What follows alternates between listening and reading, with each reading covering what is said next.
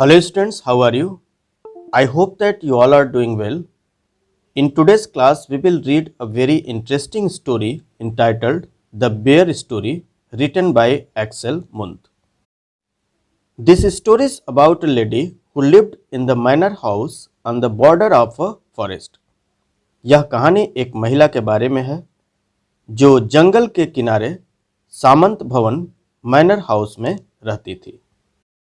She had a pet bear whom she had found in the forest, half dead of hunger, so small and helpless that it had to be brought up on the bottle by the lady and the old cook. उस lady का एक पालतू bear rich या भालू था जिसे उसने जंगल में पाया था। वह भूख से अधमरा था, हाफ डेड ऑफ हंगर, इतना छोटा था, सो स्मॉल और असहाय हेल्पलेस था कि उसका पालन पोषण बोतल से दूध पिलाकर उस महिला और बूढ़ी रसोइया ओल्ड कुक को करना पड़ा। The little creature grew in size and strength. धीरे धीरे उस छोटे से बेयर रिच के आकार एवं ताकत स्ट्रेंथ में वृद्धि होती गई। But he remained gentle, friendly and obedient. लेकिन वह सीधा साधा, जेंटल, मैत्रीपूर्ण, फ्रेंडली तथा आज्ञाकारी, ओबीडियंट बना रहा। The three ponies in the stable knew him well. अस्तबल में बंधे तीनों छोटे घोड़े पोनीज से उस पेट बियर की जान पहचान हो गई।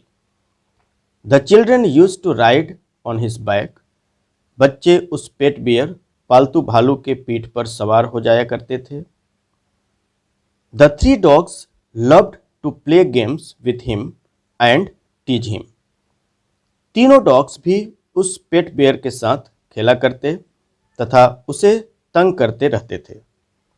The pet bear had never tasted meat. उस पालतू बेयर भालू ने कभी मीट यानी गोश्त का सेवन नहीं किया था। He ate the same food as the dogs. वह वही खाना खाता था जो डॉग्स को दिया जाता था। Only sometime in autumn he used to climb the tree and ate a few ripe apples. केवल ऑटम सीजन में, पतझड़ ऋतु में कभी कभी वह पेड़ पर चढ़कर कुछ पके सेब, एप्पल्स खा लेता था। He also attacked the beehives and was punished. वह मधुमक्खी के छत्तों को भी छेड़ देता था जिसके लिए उसे पनिशमेंट भी मिलती थी। He was put on the chain only for the night and also on Sundays.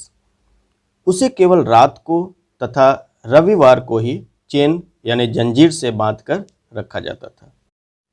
The lady used to visit her married sister on Sundays. Manor house सामंत भवन में रहने वाली वह महिला रविवार को अपनी विवाहित बहन मैरिड सिस्टर के घर उससे मिलने जाया करती थी। It was a good hours walk through the forest. 1 घंटा उसे जंगल से होकर गुजरने में लगता था। She used to put the bear on the chain to be on the safe side.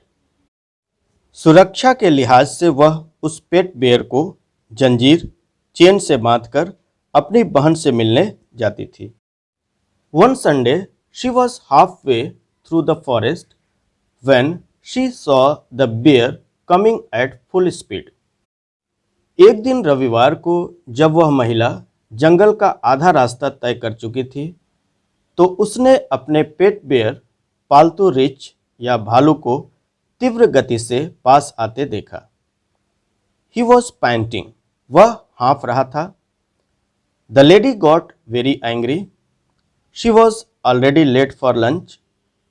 वह महिला अपने उस पेट बेयर पर बहुत नाराज हो गई। उसे पहले ही लंच के लिए अपनी मैरिड सिस्टर के यहाँ पहुँचने में विलंब हो गया था। She had no time to take the bear back home.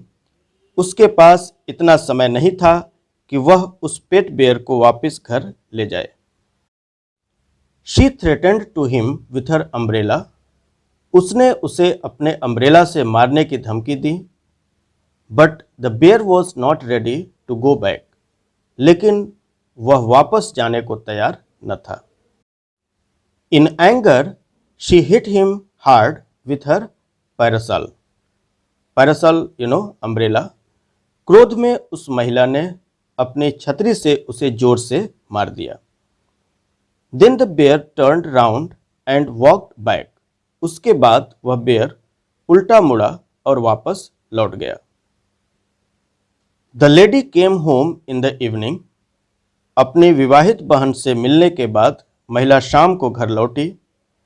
She found the bear sitting in his usual place. उसने बेयर को, भालू को, अपने नियत स्थान पर बैठे हुए पाया। She was still very angry. वह अब भी बहुत नाराज थी। She scolded him severely. उसने उसे बुरी तरह डांटा फटकारा। She threatened to chain him for 2 more days। उसने धमकी दी कि वह उसे 2 दिन और चेन या जंजीर से बांध कर रखेगी। The old cook rushed out from the kitchen. बूढ़ी कुक किचन से भाग कर आई। She told the mistress that the bear had been very gentle and meek the whole day. उसने मालकिन को बताया कि बेयर रिच तो सारा दिन विनम्र बैठा रहा, उसने कोई शैतानी नहीं की। He had been looking towards the gate for her to come back। वह उसके आने की प्रतीक्षा में गेट की ओर सदैव देखता रहा। यही कहानी है इस पाठ की, and I hope you all would have been familiar with the theme and major incidents of the story। We would be soon discussing the explanation of the story। So all the best. Thank you।